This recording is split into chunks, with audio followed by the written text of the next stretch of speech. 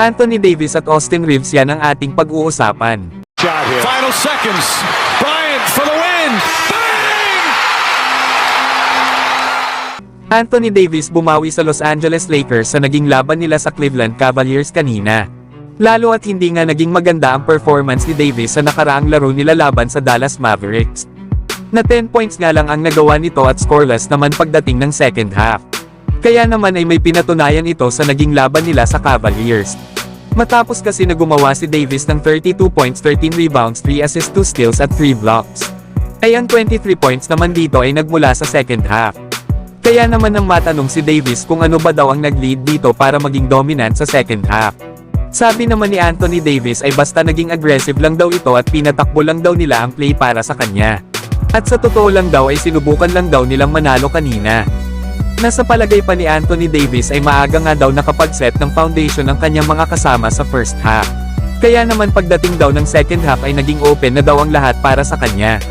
Yan mga idol ang mga sinabi ni Anthony Davis, na dahil nga sa impressive na performance ng kanyang mga kasama sa first half, ay hindi magawa ng Cavaliers na gamitan ng double team si Anthony Davis sa second half.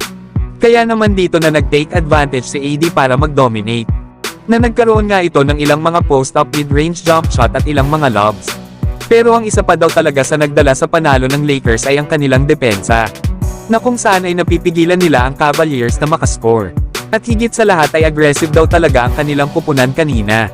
Kaya kung ganito ba naman palagi maglaro si Anthony Davis para sa Lakers, ay panigurado na mas marami pang panalo ang makukuha nila ngayong season. Samantalang Austin Reeves binanata naman ang mga haters ni Anthony Davis. Nagaya nga ng sinabi ko kanina ay hindi naging maganda ang laro ni Davis laban sa Dallas Mavericks.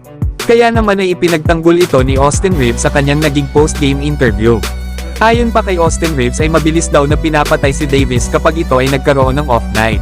Pero naaapektuhan nga daw nito ang laro ng higit pa sa kung ano ang ginagawa ng karaniwang tao.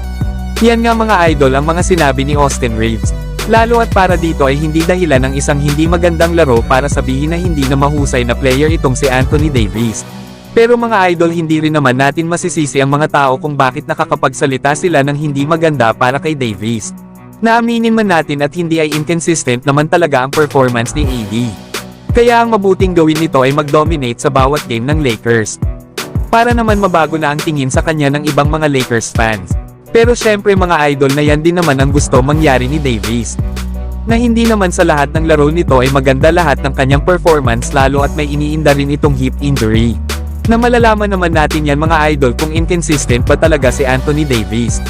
Lalo at meron pa silang 3 laro sa road games laban sa mga kupunan ng Sixers, Pistons at OKC Thunder.